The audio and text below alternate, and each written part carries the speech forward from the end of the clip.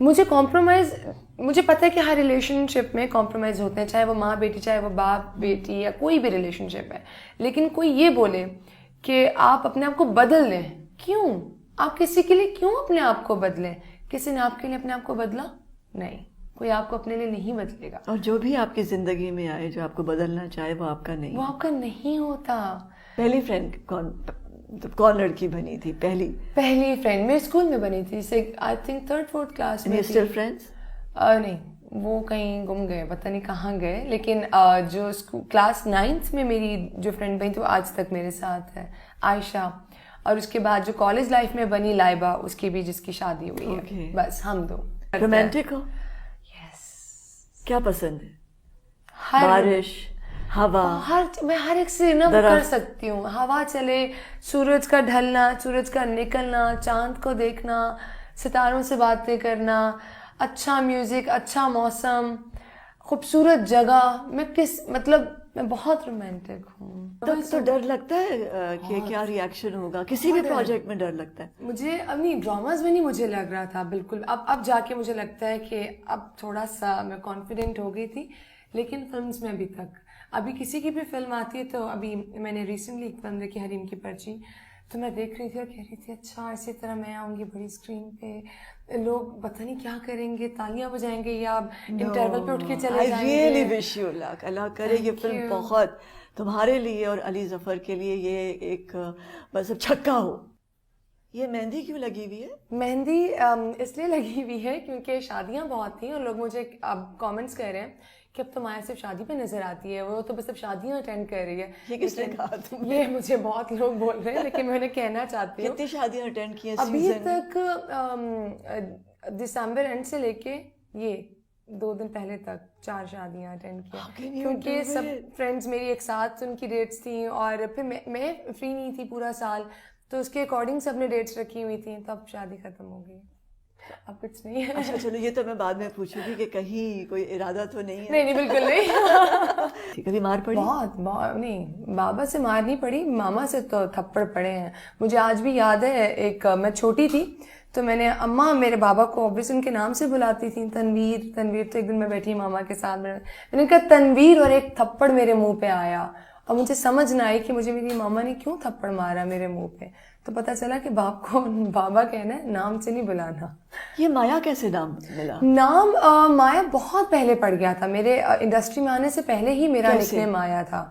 मेरा नाम मरियम है, लेकिन जिस तरह कुछ फैमिलीज या कुछ पेरेंट्स में होता है कि बेटी बीमार है, बेटा बीमार है, तो नाम चेंज कर देते हैं। अच्छा। तो मेरी अम्मा ने कहा कि नाम चेंज करना है, मेरे बाबा ने कहा नहीं, मेरी अम्मा ने नाम, मतलब मेरी दादी ने नाम दिया हुआ है। तो फिर मेरा निकनेम माया हो गया। आधे लोगों ने माया कहना शुरू कर दिया, आधे ने मरियम। तो मेरे कुछ फ्रेंड्स जो थे उनको पता था माया, तो उन्होंने कहा चलो एक शो जब तुम कर रही हो तो माया के नाम से शुरू करते हैं। मेरे लिए कुछ इतनी बड़ी बात नहीं थी, क्योंकि लोग मुझे माया मरियम दोनों कह रहे थे। मुझे नहीं पता था कि वो माया चलते चलते यहाँ तक आ जाएगी। पहली दफा जब तुमने टेलीविजन पे काम किया, क्या कहा उन्होंने? बहुत बुरा कहा, मैंने मुझसे बात करनी छोड़ दी। तो फिर कैसे पता? मैं जब पहली दफा इजाजत कैसे मिली? बहुत मजे की स्टोरी है। मैं फर्स्ट टाइम जब मैंने शो किया था, पीटीवी का होस्ट किया था, तो मैं उनको नहीं मैंने बताया था कि मैं प्रोग्राम होस्ट कर रही हूँ। पीटीवी ढूंढा कैसे? यस, मैं एक्चुअली इंटर्नशिप कर रही थी एक चैनल पे। अच्छा। तो वहां पर एक गेस्ट आए थे, पीटीवी के डायरेक्टर प्रोड्यूसर साहब। तो उन्होंने मुझे कहा तुमने करनी है होस्टिंग? मैंने कहा नहीं मैंने नहीं करनी। किनेट में थी? नहीं, मैं क्वीन मैरी में थी। तो उन्होंने कहा करना है आपने होस्ट? मैंने कहा नहीं, मुझे परमिशन नहीं मिलेगी। तो उसके बाद अच्छा मुझे था भी अंदर। तो फिर मैस कम्युनिकेशन? जी, मैस कम्युनिकेशन उसका आइडिया किस तरह? वो खुद से मुझे क्योंकि मेरी फैमिली में पढ़ना है आपने, उसके बगैर आपका गुजारा नहीं है। तो जब मैंने ग्रेजुएशन किया जर्नलिज्म में, क्योंकि मेरा इंटरेस्ट था कहीं ना कहीं, तो उसके बाद मेरे पास मास्टर्स की ऑप्शन थी, एम इंग्लिश या ये वाला करना इसमें मास कम्युनिकेशन में। तो मैंने कहा अच्छा मुझे ये प्रेफर करूँगी, मुझे मज़ा आता है। और मैंने बहुत एंजॉय किया, मैंने हर चीज़ बड़ी अच्छी तरह से की, मैंने रिपोर्टिंग बहुत अच्छी तरह से की, मैंने इंटरव्यूज़ बड़े मज़े से किए, मैंने आर्टिकल्स बड़े मज़े से लिखे।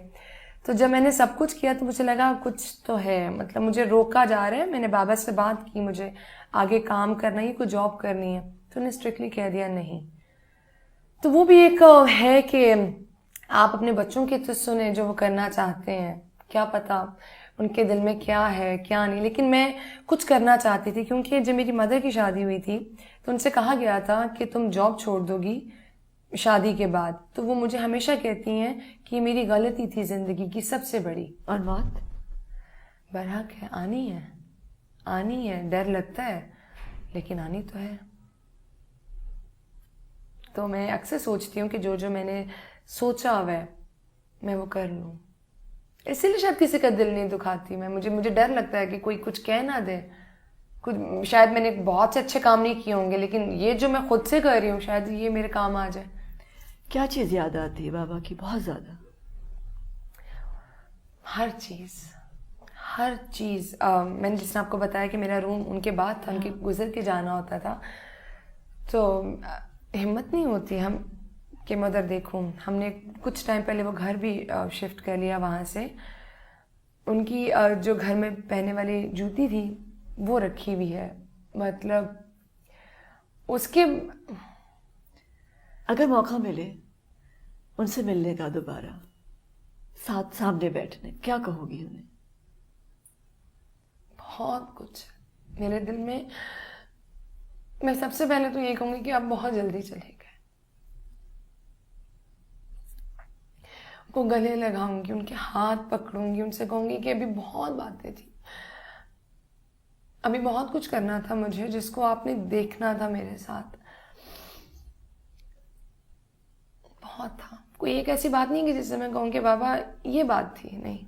मैं रोज़ाना ये कहती हूँ आज मेरे ख्वाब में आए तो मैं आपसे ये बात करूँ, आज आप मेरे ख्वाब में आए तो मैं आपसे ये बात करूँ। लेकिन मसला ये ख्वाब में आपका बस नहीं होता, वो आते हैं और चले जाते हैं।